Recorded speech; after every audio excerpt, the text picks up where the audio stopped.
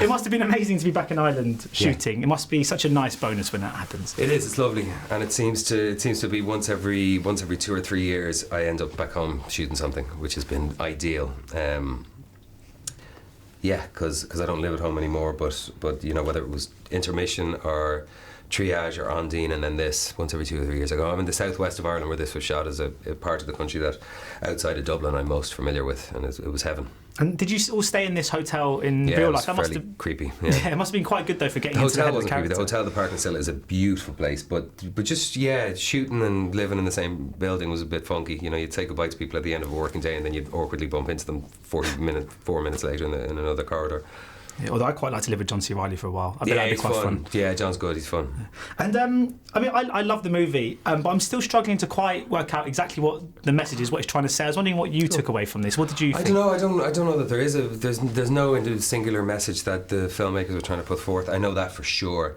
But different people are coming away with different things. The idea of the pressure obviously is one of the obvious ones that society lives under to pair themselves off in a couple, and the virtues of living alone and the conflict between those two things.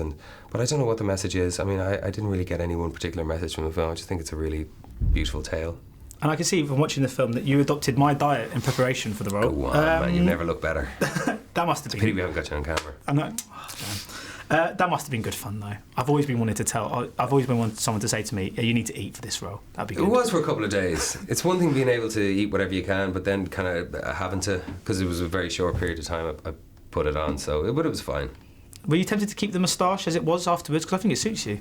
Thanks, man. I mean, I have some kind of version of it going on now, but no, not really. No, the moustache came off when I think I was still in costume on the last day. I couldn't wait to get rid of it. And I mean, Dogtooth obviously is one of the great films of this side of the millennium.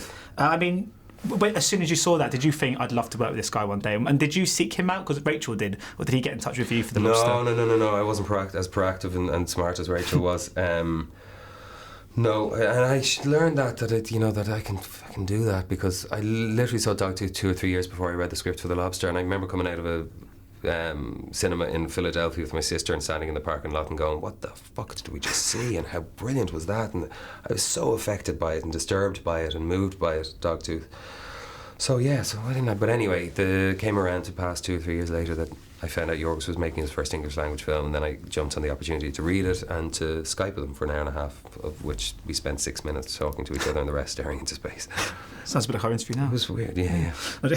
What with this, I mean, obviously Miss Julie recently, which was great as well. I mean, you're sort of choosing these really quite interesting kind of independent films at the moment. It must be nice to be in a position in your career where you're so sort of established as an actor that I guess you can now choose roles purely for sort of artistic reasons, because I guess when you start, a lot of it's to do with, I need to be in this to get my name out there. Yeah, I think when you start, for me, when I started, I was just overwhelmed by opportunity. I mean, I just didn't understand and couldn't understand, and still haven't reconciled myself, nor do I need to, with completely understanding how all that happens at the beginning. But now I do feel a little more settled in it, just in that I've been working as an actor for 15 years, and I've been very lucky to keep getting the opportunity to work, I think. And it's been an interesting couple of years, just as you said, with the just variety of different films and different filmmakers and styles and periods that I've been given the opportunity to explore. I enjoy working with Liv Ullmann on Miss Julie, as kind of horrid as that material is, and this was an extraordinary experience for me. It was about as peculiar an experience, both in the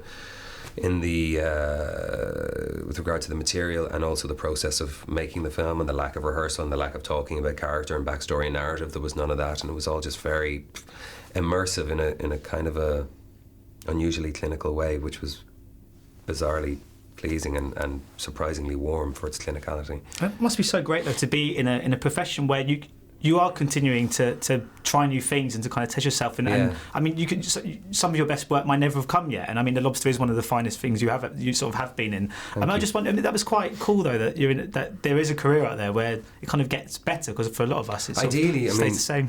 Well, I don't know. I mean, man, have you got things outside of this as well that you're writing or you're working on, or ideas that you want to do? I bet you. Yeah, exactly. So it's the same thing. I think we all have the opportunity, or so many of us have a greater opportunity to grow and evolve within whatever we have chosen to spend our lives doing, or whatever life has chosen to bestow upon us, whether it's parenthood or romantic relationship or whatever your ambitions or hobbies are. So I think the ideal thing in life is that you keep growing and changing, and this does provide an opportunity for that, for sure. Yeah. And just finally, very quickly, Fantastic Beasts and Where to Find Them is next up for you, of course, written by J.K. Rowling. I'm just wondering how you fit into that tale. And no idea. I've only shot a few days, but it's what I've seen so far. The world is extraordinary, in the sets and the costumes and the creatures that they're going to be designing that exist within the world. It's a pretty beautiful world to just try and slot yourself into. So that's ongoing now, is it? That's ongoing now. They're shooting out in Leavesden. Yeah, they've been out there for a couple of months. Lovely. Brilliant. Well, thanks so much for your time Cheers, today. Much appreciated. Thanks, pal. Cheers. Ladies and gentlemen, you're watching Hey You Guys!